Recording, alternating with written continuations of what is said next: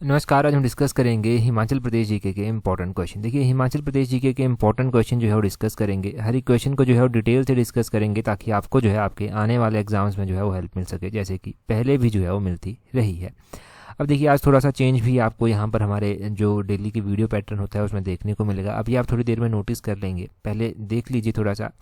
और सबसे पहला क्वेश्चन देखिए अब क्या है। बोलते हैं, in which year central government approved 80 lakh for setting up snow leopards habitat in Kibber. तो बोलते हैं कि किब्बर जो कि हिमाचल प्रदेश के लाहौल स्पीति डिस्ट्रिक्ट में जो है वो पड़ता है। बोलते हैं कि केंद्र सरकार ने किस वर्ष जो था वो किब्बर में स्नो लेपर्ड केंद्र स्थापित करने के लिए 80 लाख की मंजूरी जो था वो दी थी। अब केंद्र सरकार ने जो था वो क्या किया था, 80 लाख की मंजूरी दी थी ताकि किब्बर वाइल्ड लाइफ सेंचुरी जो है हिमाचल प्रदेश की, जो कि सबसे बड़ी वाइल्ड लाइफ सेंचुरी है, लाहौल स्पीति में जो है वो पड़ती है, वहाँ पर स्नो लेपर्ड का जो है वो हैबिटेट जो है वो एक बनाया जाए, इनका केंद्र बनाया जाए। और ये राशि जो था वो कब जारी की गई थी, वर्ष 2011 में जो था वो जारी की गई थी। ऑप्शन बी सही आंसर हो जाएगा। चलो ठीक है, वर्ष 2011 में जो था ये जारी की गई थी। परंतु आपने क्या ध्यान रखना है यहाँ पर, आपने ध्यान रखना है यहाँ पर कि ये जो की गई थी राशि जारी, ये क्यों की गई थी और किस तरह से जो है वो स्नो लेपर्ड की पूरी बात है।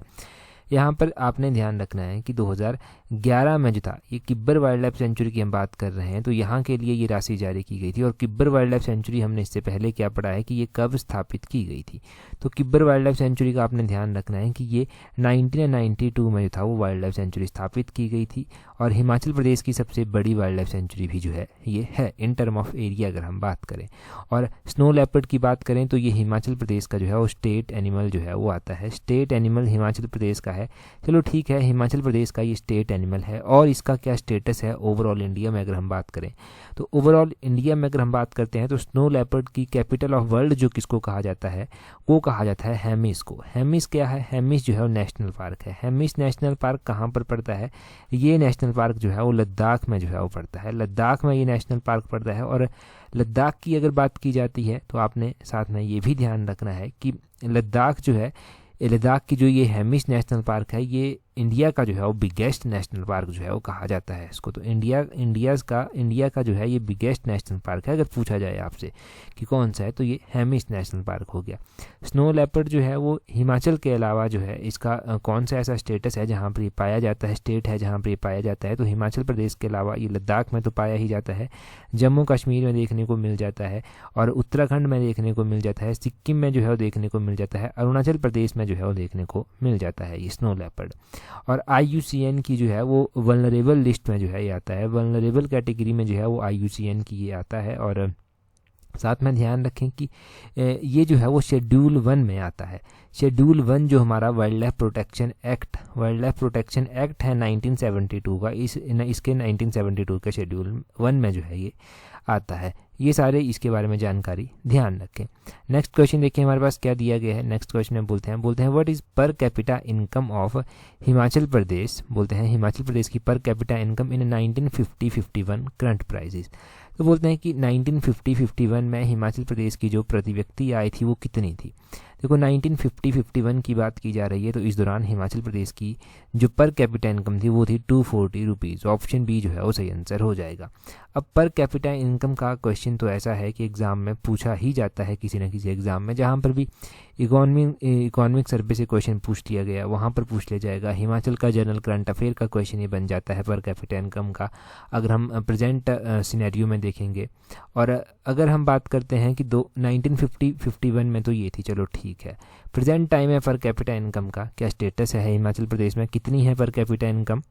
तो अगर आप यहाँ से हिमाचल प्रदेश की करंट सिनेरियो में जो है पर कैपिटा इनकम जानेंगे प्रेजेंट टाइम में, यानी कि 2022-23 का जो एडवांस एस्टिमेट लगाया गया है उसके अनुसार करंट प्राइजेस पे अगर हिमाचल की पर कैपिटा इनकम जानेंगे तो वो है 2,22,227, 2,22,227 जो है ये एडवांस एस्टिमेट है हिमाचल प्रदेश की पर कैपिटा इनकम का। कौन से फाइनेंशियल ईयर के लिए है, 2022-23 फाइनेंशियल ईयर है जिसके लिए ये पर कैपिटा इनकम का एडवांस एस्टिमेट है। ये आपने ध्यान रखना है।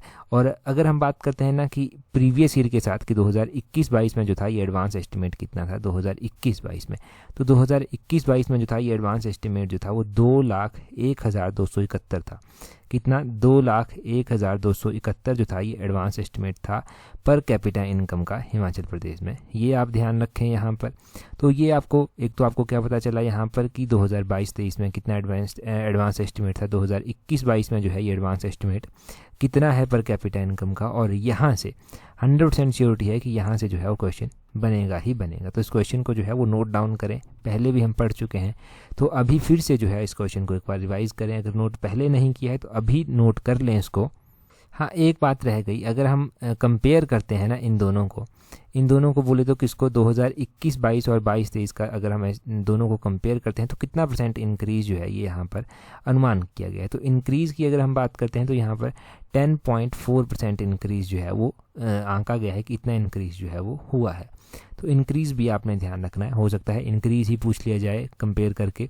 अगला क्वेश्चन देखते हैं हमारे पास क्या पूछा गया है। नेक्स्ट क्वेश्चन में बोलते हैं who introduced trout breed of fish in Himachal Pradesh. तो बोलते हैं कि ट्राउट जो कि एक फिश की ब्रीड है हिमाचल प्रदेश में, ये जो था वो किसके द्वारा जो था वो इंट्रोड्यूस की गई थी। तो देखिए ट्राउट ब्रीड जो मछली की प्रकार है कि किसके द्वारा इंट्रोड्यूस किया गया था, ये हिमाचल प्रदेश में जो है वो ML होगल के द्वारा जो था वो इंट्रोड्यूस किया गया था। ऑप्शन सी जो है वो सही आंसर हो जाएगा। ML होगल ने जो था वो इस ट्राउट ब्रीड को जो था वो इंट्रोड्यूस किया था। कौन से ईयर की बात रही होगी, ये ब्रिटिश ईरा में जो था वो ब्रिटिश का जो ईरा हुआ था उस टाइम जो था ये इंट्रोड्यूस किया गया था। अराउंड 1909 जो था ये इंट्रोड्यूस किया गया था हिमाचल प्रदेश में। ये आपने ध्यान रखना है। मछलियों के बारे में, फिशेज़ के बारे में जो है वो एक क्वेश्चन एग्जाम में बन ही जाता है कि हिमाचल प्रदेश में कौन सी मछली है, किस तरह से उसका प्रकार है, और अलग अलग क्वेश्चन बन जाते हैं। तो ट्राउट एक मछली का प्रकार है, मुख्य रूप से ठंडे पानी की ये मछली जो है वो मानी जाती है। इसके अलावा यहाँ पर कौन कौन सी मछलियाँ पाई जाती हैं, यहाँ पर जो है वो मशहीर ये भी जो है वो एक मछली का टाइप जो है वो पाया जाता है। ये मछली का टाइप यहाँ पर पाया जाता है स्नो ट्राउट। एक तो एग्जॉटिक ट्राउट होती है, एक स्नो ट्राउट भी करके जो है वो होती है, वो भी आपने ध्यान रखना है। तो एक फ़िश फार्मर डेवलपमेंट एजेंसी भी जो है वो इस तरह की बनाई गई है। ये डेवलपमेंट एजेंसी जो है वो कहाँ पर स्थित है, हिमाचल प्रदेश में। तो ये एजेंसी जो है वो ऊना में जो है वो स्थित है, ये भी ध्यान रखें। ट्राउट मछलियों के फार्म जो था वो अलग अलग जिलों में जो था वो स्थापित किए गए। ट्राउट ब्रीड को ताकि प्रोत्साहित किया जाए, इस ब्रीड को जो है वो पालने के लिए लोगों को कहा जाए, तो ये ट्राउट ब्रीड के फार्म जैसे कि कहाँ कहाँ पर जो था वो बनाए गए, चंबा में जो था वो बना दिए गए। चंबा के होली में जो था ये फार्म बनाया गया एक। चंबा के होली में जो था वो कौन से ईयर में बनाया गया, वर्ष 2000 में ही जो था यहाँ पर खोल दिया गया था। पतली कुल्ह जो कि कहाँ पर पड़ता है, पतली कुल्ह ये कुल्लू में जो है वो पड़ता है। यहाँ पर भी जो था वो एक इस तरह का फार्म बनाया गया, और ये 1909 की बात है जो कुल्लू में जो था ये फार्म बनाया गया था। अच्छा, यहाँ पर भी ठीक है, ये फार्म तो बना दिए गए। इसके अलावा एक फार्म जो था वो कहाँ पर बनाया गया था, एक फार्म जो था वो बनाया गया था जो आपका बरोट है। बरोट वैली तो आपने सुना होगा। बरोट कहाँ पर पड़ता है, बरोट जो है वो मंडी में पड़ता है। यहाँ पर भी जो है ट्राउट फिश का फार्म बनाया गया था। और कौन से ईयर की ये बात रही, 1959 में जो था वो बरोट वैली में ये फार्म बनाया गया था। तो ये ध्यान रखना। पतली कुल्लू 1909 कुल्लू में जो है वो बनाया गया। बरोट 1959 में बनाया गया, होली डिस्ट्रिक्ट चंबा में है। वर्ष 2000 में जो था वो यहाँ पर बनाया गया था। तो इतना काफ़ी है यहाँ से मछलियों के बारे में याद रखने के लिए। अगला क्वेश्चन देखें क्या बोलते हैं, चूज़ द इनकरेक्ट मैच। तो बोलते हैं यहाँ पर इनकरेक्ट जो जोड़ा दिया गया है, मिलान करना है उसका जो गलत है। इनकरेक्ट का मतलब तो आप समझ गए ना कि गलत है यहाँ पर। और मैंने कहा था आपको कि आज थोड़ा सा चेंज आपको देखने को मिलेगा। तो क्या चेंज आपको देखने को मिला, यहाँ पर आपको चेंज देखने को मिला कि आज हम चीज़ें लिख कर जो है वो रिवाइज कर रहे हैं। रिटन में जो है आज हम चीज़ें जो है वो कर रहे हैं। और जब रिटन में चीज़ें की जा रही हैं तो आपने ध्यान रखना है कि ये हमने आज से जो है वो रिटन में ही स्टार्ट किया है काम सारा का सारा। आज से हम रिटन में ही जो है वो चीज़ों को किया करेंगे ताकि आपका एक अच्छे से रिवीजन हो सके, वो ही इंश्योर करने की कोशिश जो है वो यहाँ पर की जाएगी। ये ध्यान रखें जी। अब चलो क्वेश्चन देखते हैं हमारे पास क्या है। क्वेश्चन में बोलते हैं, क्वेश्चन नंबर जो स्टेटमेंट 1 है, यहाँ पर करेरी लेक दिया गया है, इसका लेक दिए गए हैं और एल्टीट्यूड दिया गया है। करेरी लेक उसका एल्टीट्यूड दिया गया है in term of meter. Ghatasaru lake altitude in term of meter. Manimahesh lake altitude in term of meter. और Mantalai lake altitude in term of meter. तो अप्रॉक्सीमेटली में अगर आपको याद होगा तो आप डेफिनेटली इस क्वेश्चन को भी सही ही टिक करेंगे। ये क्वेश्चन आपका गलत हो ही नहीं सकता। करेरी लेक बोलते हैं 1810 मीटर जो है वो इसका एल्टीट्यूड है। बिल्कुल सही बात है, ये इसका एल्टीट्यूड है करेरी लेक का। और ये जो लेक है ना, ये कहाँ पर स्थित है, तो ये लेक जो है वो डिस्ट्रिक्ट कांगड़ा में जो है वो आती है। कांगड़ा डिस्ट्रिक्ट में आती है। धर्मशाला के समीप जो है ये लेक आती है, ये आपने ध्यान रखना है। उसके बाद दिया गया है घटासरू लेक। घटासरू लेक का एल्टीट्यूड दिया गया है 3470 मीटर, 3470 मीटर। तो ये लेक जो है वो डिस्ट्रिक्ट चंबा में जो है वो आती है, चंबा में आती है और इसका एल्टीट्यूड बिल्कुल सही जो है वो आपके पास दिया गया है। चंबा में कहाँ पर आती है, चंबा की चुराहा तहसील में जो है ये आती है, ये भी ध्यान रखना है। और ये एल्टीट्यूड इसका बिल्कुल सही जो है वो दिया गया है। तो ये भी सही है, पहला भी सही है, दूसरा भी सही है। मणिमहेश लेक जो है वो दिया गया है। आजकल मणिमहेश में जो है वो क्या हुआ, मणिमहेश में लोग यात्रा पर गए और मणिमहेश में जो डल झील है वहाँ पर जाकर शाही स्नान भी जो है वो लोगों ने किया। तो मणिमहेश झील की बात करें कि मणिमहेश झील का एल्टीट्यूड कितना है और किस तरह से पूरी बात है। मणिमहेश झील का एल्टीट्यूड दिया गया है 5080 मीटर। इसका एल्टीट्यूड यहाँ पर गलत जो है वो दिया गया है। मणिमहेश झील का जो एल्टीट्यूड है ना वो 5080 मीटर है ही नहीं। तो इसका एल्टीट्यूड कितना है जो आपको पता होना चाहिए। मणिमहेश झील का एल्टीट्यूड, इसका जो एल्टीट्यूड है वो है 4080 मीटर। कितना, 4080 मीटर जो है वो इसका एल्टीट्यूड है। ठीक है, ये आप ध्यान रखें कि 4080 मीटर इसका एल्टीट्यूड है और ये चंबा के भरमौर के समीप जो है वो स्थित है। ये आपने ध्यान रखना है, भरमौर के समीप जो है ये स्थित है हिमाचल प्रदेश में। और तो तीसरी स्टेटमेंट आपके पास गलत है क्योंकि इसका 4080 एल्टीट्यूड है। आगे है मनतलाई लेक दिया हुआ। अगर हम बात करते हैं कि मनतलाई लेक जो है इसका एल्टीट्यूड जो है वो कितना है और ये कहाँ पर जो है वो स्थित है। देखो मनतलाई भी जो है वो एक इम्पॉर्टेंट लेक है हिमाचल प्रदेश की और इसका एल्टीट्यूड 4235 मीटर जो है वो दिया गया है। इसका एल्टीट्यूड बिल्कुल सही दिया गया है, इसका एल्टीट्यूड 4235 मीटर ही है और ये बिल्कुल सही दिया गया है। अब ये लेक जो है वो है कहाँ पर स्थित, ये भी तो आपको पता होना चाहिए ना कि मनतलाई झील कहाँ पर जो है वो हिमाचल प्रदेश में स्थित है। देखो मनतलाई लेक जो है वो डिस्ट्रिक्ट कुल्लू में जो है वो पड़ती है। कहाँ पर पड़ती है, ये डिस्ट्रिक्ट कुल्लू में जो है ये पड़ती है। और यहाँ से आपने ध्यान रखना है कि यहाँ से जो है जो पार्वती नदी है ना आपकी, उसका माना जाता है कि पार्वती नदी कहाँ से निकलती है, पार्वती नदी का सोर्स जो है वो कहाँ से है, वो यहीं से, इसी लेक से जो है वो माना जाता है। तो पार्वती जो है, ये ध्यान रखना है कि ब्यास की जो सहायक नदी है ना उसका सोर्स जो है वो मनतलाई झील से ही माना जाता है। तो ये हो गया। वैसे तो लेक्स के बारे में याद आपको होगा ही, आपने बहुत बार लेक्स के बारे में पढ़ा है, वो कोई बड़ी बात नहीं है उनके बारे में याद रखना है। यहाँ से जो मेजर पॉइंट याद रखना है आपको वो क्या रखना है, लेक्स का एल्टीट्यूड। ये जो इनका एल्टीट्यूड दिया गया है वो आपको ध्यान रखना। अब यहाँ पर देखो क्वेश्चन में क्या पूछा गया था, इनकरेक्ट मैच पूछा गया था। तो तीसरा ही मैच हमारे पास इनकरेक्ट है, ओनली 3। यहाँ पर क्या होगा, ऑप्शन सी होगा, ओनली 3 इज इनकरेक्ट। बाकी सभी के सभी जो हैं वो करेक्ट ऑप्शन हमारे पास दिए गए हैं। और आज हम लिखे जो हैं वो सारा का सारा डिस्कस कर रहे हैं। तो मुझे आप थोड़ा सा सुजेस्ट कर दें, अगर कोई भी यहाँ पर कमी है तो सुजेस्ट कर दें, हम उस तरह से जो है वो इम्प्रूव कर लेंगे। फिर क्या क्या इम्प्रूव किया जा सकता है। अगले क्वेश्चन में देखिए, बोलते हैं there are 2 statements for each question. बोलते हैं in the light of these 2 statements choose the most appropriate answer. तो देखो आपको पता है 2 स्टेटमेंट्स दी गई हैं, आपको मोस्ट अप्रोप्रिएट आंसर जो है वो बताना है। स्टेटमेंट 1 और स्टेटमेंट 2 देखें कि क्या बोलते हैं। स्टेटमेंट 1 में बोलते हैं कि Ali Ratni Tibba is situated at the altitude of 5470 meter. अभी लास्ट वीडियो में अगर आपने देखा है और टेलीग्राम में क्यूज प्रैक्टिस किया है तो अली रथनी टिब्बा आपने वहाँ पर कवर कर लिया होगा। ये टिब्बा जो है वो कहाँ पर स्थित है और कितने एल्टीट्यूड पर स्थित है, ये बात जो था वो हमने वहाँ पर पढ़ी थी। तो कहाँ पर ये स्थित है, पहले तो आपने ध्यान रखना है कि ये जो है ये मल्लाना वैली में जो है वो स्थित है। कुल्लू की जो मल्लाना वैली है वहाँ पर जो है ये स्थित है। और ये कितने एल्टीट्यूड पर स्थित है वो शायद हमने डिस्कस नहीं किया था। तो ये 5470 मीटर एल्टीट्यूड पर जो है वो स्थित है। 5470 मीटर एल्टीट्यूड पर स्थित है। तो पहली स्टेटमेंट जो है वो बिल्कुल सही आपके पास दी गई है कि ये जो अली रत्नी टिब्बा है ये 5470 मीटर एल्टीट्यूड पर स्थित है। और ये भी पता चल गया कि कहाँ पर स्थित है, तो मल्लाना वैली में जो है वो स्थित है। दूसरे में देखें, बोलते हैं भादर ग्लेशियर के बारे में। बोलते हैं कि Bhadar glacier is located on the south western slope of Pir Panjal के साथ। ये जो भादर ग्लेशियर है ना, ये भादर ग्लेशियर पीर पंजाल के दक्षिण पश्चिमी ढलान पर जो है वो स्थित है। भादर ग्लेशियर जो है वो देखो, ये भादर ग्लेशियर जो है ये south western slope of Pir Panjal range में स्थित है। डिस्ट्रिक्ट कांगड़ा में जो है ये पड़ता है। तो ये बिल्कुल सही बात है, कांगड़ा डिस्ट्रिक्ट में जो है ये पड़ता है, ये भी आप ध्यान रखें। और ये southern slope of Pir Panjal range जो बड़ा भंगाल कांगड़ा में पड़ती है वहाँ पर जो है ये स्थित है। अब ग्लेशियर है तो इम्पोर्टेंट थोड़ा सा हो गया। और वैसे तो आपने ध्यान रखना है कि कांगड़ा के धर्मशाला में जो है वो मुख्य रूप से जो है वो धौलाधार की पहाड़ियाँ जो हैं वो पड़ती हैं वहाँ पर, ये भी आप ध्यान रखें। इस ग्लेशियर का साइज़ जो है वो बहुत बड़ा है और यहाँ से जो है एक नदी निकलती है जिसका नाम है बादल। बादल नदी यहाँ से निकलती है और बादल नदी निकलती निकलती हुई कहाँ पर जाकर पहुँचती है, ये रावी नदी में जाकर जो है वो मिल जाती है। तो रावी की एक प्रमुख सहायक नदी जो है ये मानी जाती है बादल भी। तो पूछा जाए कि बादल किसकी सहायक नदी है, तो रावी की जो है ये सहायक नदी है, ये भी आपको पता होना चाहिए। पहले देखें कौन सी स्टेटमेंट इनमें से सही है। तो पहली स्टेटमेंट सही थी और दूसरी स्टेटमेंट भी सही थी। तो क्या both 1 and 2 statements are correct. यहाँ पर दोनों की दोनों स्टेटमेंट्स सही हैं। ऑप्शन ए जो है वो सही आंसर है। Both 1 and 2 statements are correct, दोनों स्टेटमेंट्स सही हो गई हमारे पास। तो ग्लेशियर्स को जो है अब हम कैसे जोड़ेंगे, इसका तो आपको पता चल गया कि ग्लेशियर्स को जो है both 1 and 2 statement are correct.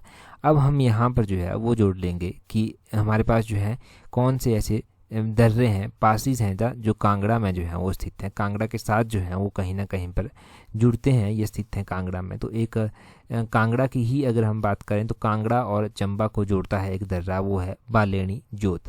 बालेणी जोत है, ये आपने ध्यान रखना है कि कांगड़ा को जो है वो चंबा से जो है वो जोड़ता है। जोत यानी कि दर्रा, ये आप ध्यान रखें। और कांगड़ा को भरमौर से जोड़ता है एक, वो है सिंगूर दर्रा। सिंगूर दर्रा आपने ध्यान रखना है कि ये किसको किसके साथ जोड़ता है, तो ये कांगड़ा को भरमौर के साथ जो है वो जोड़ता है। और आपने ध्यान रखना है चंबा को कांगड़ा के साथ भी जोड़ता है एक, तो वो है खौड़ी दर्रा। खौड़ी दर्रा जो है ये किसको जोड़ता है, ये कांगड़ा को चंबा को जो है वो कांगड़ा के साथ या कांगड़ा को चंबा के साथ जो है वो जोड़ता है। इसका भी आप ध्यान रखें। 3 हो गए। एक तेलंग भी है। तेलंग आपने ध्यान रखना है कि तेलंग किसको किसके साथ जोड़ता है, तेलंग कांगड़ा को चंबा साइड से जो है ये जोड़ता है। तेलंग भी हो गया। और गैरू जोत है एक, गैरू जोत जो है वो कांगड़ा में ही जो है वो स्थित है। गैरू जोत आप ध्यान रखें कि गैरू जोत कांगड़ा में ही स्थित है। तो गैरू जोत हो गया हमारे पास, बालेणी दर्रा हो गया, सिंगूर हो गया, खोड़ी हो गया, तेलंग हो गया, ये कांगड़ा के साथ कहीं ना कहीं पर जुड़ते हैं। कैसे जुड़ते हैं कांगड़ा के साथ, जैसे कि हमारे पास बालेणी जोत है तो कांगड़ा को ये चंबा के साथ जो है वो जोड़ेगा। हमारे पास जो है सिंगूर जोत है, सिंगूर जोत कांगड़ा को भरमौर साइड से जो है वो जोड़ेगा। खौरी हो गया हमारे पास, ये भी कांगड़ा को चंबा से जो है वो जोड़ेगा। तेलंग हमारे पास हो गया, तो तेलंग जो है वो तेलंग भी मोस्ट इंपॉर्टेंट है, ये कांगड़ा को चंबा साइड से जोड़ता है। और गेरू जोत हो गया, ये कांगड़ा में ही जो है वो स्थित है। और इसके अलावा तमसार तो आपने बहुत बार रिवाइज कहीं ना कहीं पर किया ही होगा। तमसार जो है वो क्या करता है, कांगड़ा बड़ा भंगाल में जो है वो स्थित है, ये ध्यान रखें। धौलाधार श्रृंखला में जो है, धौलाधार पर्वत जो श्रृंखला है ना, वहाँ पर ये आता है। तो ये सारा आपने डाटा यहाँ से ध्यान रखना है। अगला क्वेश्चन हमारे पास देखें क्या बोलते हैं। बोलते हैं which of the following is work of Nicholas Roerich. तो बोलते हैं कि इनमें से कौन सा जो है वो निकोलस रोरिक का कार्य है। निकोलस रोरिक कौन थे, निकोलस रोरिक जो है एक रशियन पेंटर जो था वो हुआ करते थे, रशियन पेंटर थे। यहाँ पर ये आए, हिमाचल में ये आए, फिर इन्होंने हिमालयस की सैर की और इनको जो था वो कुल्लू का जो नग्गर है, नग्गर जो था वो रहने के लिए सूटेबल लगा। इन्होंने जो था वो वहाँ पर ज़मीन ली, वहाँ पर ये रहने लगे। पेंटिंग के कार्य में ये बड़े प्रसिद्ध थे। पेंटिंग के अलावा ये रिसर्च भी करते थे, बहुत सारे रिसर्च भी इनके द्वारा किए गए हैं आयुर्वेदा के ऊपर, योगा के ऊपर। तो इनका कार्य है जो आपसे पूछा गया है, तो अटलाई हिमालय, ऑप्शन सी सही आंसर है। अटलाई हिमालय क्या है, अटलाई हिमालय जो है वो इनके द्वारा किया हुआ जो है वो काम है, ये आपने ध्यान रखना है। तो अटलाई हिमालय ध्यान रखें कि ये निकोलस रोरिक का जो है वो कार्य है। रशियन ये पेंटर थे, नग्गर में जो था ये बसे थे आकर, और नग्गर में जो है वो आर्ट गैलरी भी स्थित है जिसका नाम है रोरिक आर्ट गैलरी। तो ये रोरिक आर्ट गैलरी कहाँ पर स्थित है, ये नग्गर में स्थित है, ये आपने ध्यान रखना है। इसका तो मैं शॉर्ट्स भी जो है वो डाल चुका हूँ, तो शॉर्ट्स तो आपने देखा ही होगा, अगर नहीं देखा है तो उस तरह के शॉर्ट्स से आपको जानकारी मिलती रहती है। देखो ये जो अटलाई हिमालय है ये जो था लगभग 1929 में जो था वो इनके द्वारा इनका काम था पब्लिश किया गया था इनके द्वारा जो है वो। इसके अलावा आपने ध्यान रखना है जो इम्पोर्टेंट काम किया गया है वो हिमवत पर भी जो है वो उन्होंने काम किया है, ये भी इन्हीं के द्वारा किया हुआ कार्य है। हिमवत के अलावा जो है वो Himalayas abode of light, Himalayas abode of light जो है ये भी इन्हीं का कार्य है। ये तो बहुत बार पूछा गया एग्जाम में, हिमालयज अबॉर्ड ऑफ लाइट। तो ये आपने ध्यान रखना है कि निकोलस रोरिक का है। इनके द्वारा जो कुछ पेंटिंग्स बनाई गई इसके अलावा, वो पेंटिंग्स कौन कौन सी हैं, किस तरह से जो है वो इनके नाम है। तो पेंटिंग्स में अगर आप देखेंगे ना, तो इनके द्वारा जो पेंटिंग्स बनाई गई थी वो पेंटिंग्स कौन कौन सी थी, जिसमें ड्रॉप ऑफ लाइफ इनकी पेंटिंग का नाम है। ड्रॉप ऑफ लाइफ ये नाम याद रखना है। यहाँ पर हम अलग से जो है वो इनकी पेंटिंग्स को जो है वो लिखते हैं। तो पेंटिंग्स देखें इनकी कौन कौन सी थी। इनकी पेंटिंग्स में जो है एक तो आ गया आपका ड्रॉप ऑफ लाइफ, इसको नोट करें, ड्रॉप ऑफ लाइफ इनकी पेंटिंग है। इनके द्वारा जो है वो एक पेंटिंग लिखी गई तिब्बतन स्ट्रॉन्ग होल्ड, ये पेंटिंग जो था वो इनके द्वारा बनाई गई। तिब्बतन स्ट्रॉन्ग होल्ड जो था वो ये करके ये पेंटिंग जो था वो इन्होंने बनाई। और कौन सी पेंटिंग जो था वो इनके द्वारा बनाई गई थी, तो इनके द्वारा जो था वो एक पेंटिंग बनाई गई थी जिसका नाम था द लास्ट एंजल। तो लास्ट एंजल जो था ये भी इनके द्वारा जो था वो बनाई गई थी। लास्ट एंजल आप ध्यान रखें, ये भी इनके द्वारा बनाई गई थी। तो ये 2-3 पेंटिंग्स मैंने आपको मुख्य रूप से बता दी। वैसे तो बहुत बनाई थी इन्होंने और भी लेकर, परंतु चलो ये काफ़ी है याद रखने के लिए अगर एग्ज़ाम में पूछा जाए। रोडिक जी के बारे में कम्प्लीटली आपने जान लिया। अगला क्वेश्चन देखिए, बोलते हैं who built the fort named Rani ka Kot in 1120 AD। तो ये रानी का कोट फोर्ट जो है वो कहाँ पर है और किसके द्वारा बनवाया गया था, इसके बारे में जानकारी होनी चाहिए। तो रानी का कोट फोर्ट जो है ये बनवाया गया था सुकेत रियासत के राजाओं के द्वारा। सुकेत रियासत की ये बात हो रही है, सुकेत जहाँ से मंडी जो था वो बना था।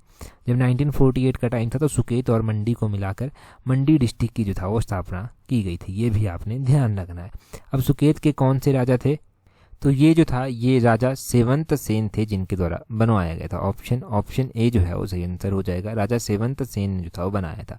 अगर हम बात करें ना सुकेत रियासत की, तो इस रियासत की स्थापना जो था वो किसके द्वारा की गई थी। एक तो ये क्वेश्चन मेजर बनाएगा कि इस रियासत की स्थापना जो था वो किसके द्वारा की गई थी। तो इस रियासत की स्थापना राजा वीर सेन थे एक, जिनके द्वारा जो था वो की गई थी।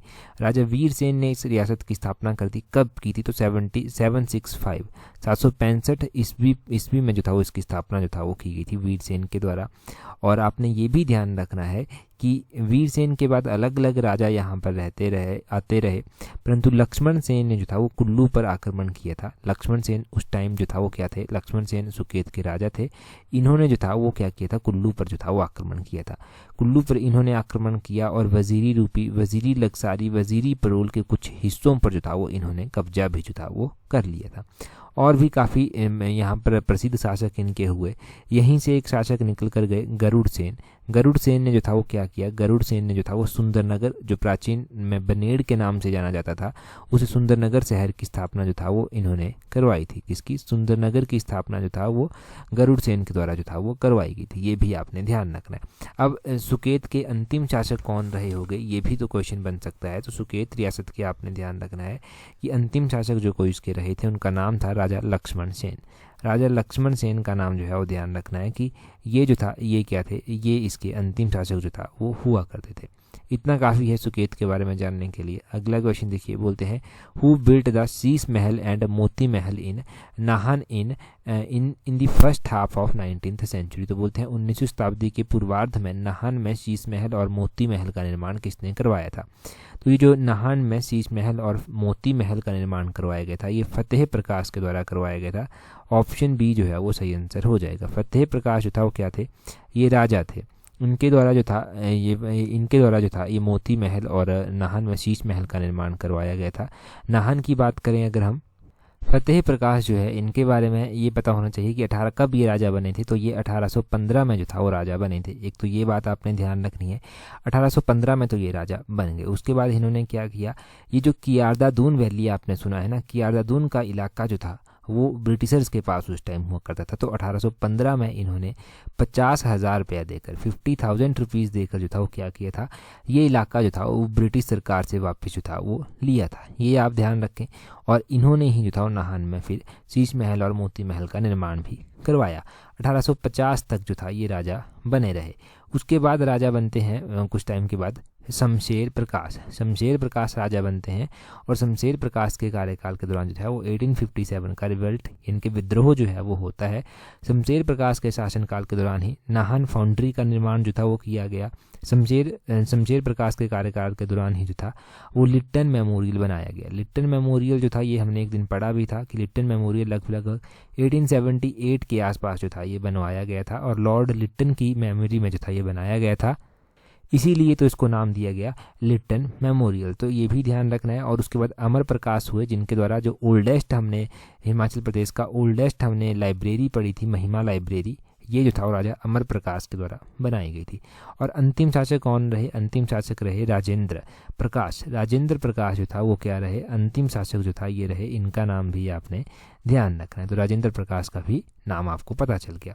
ये सारा आपने मोटे मोटे तौर पर रिवाइज कर लिया। अगला क्वेश्चन देखें जी क्या बोलते हैं।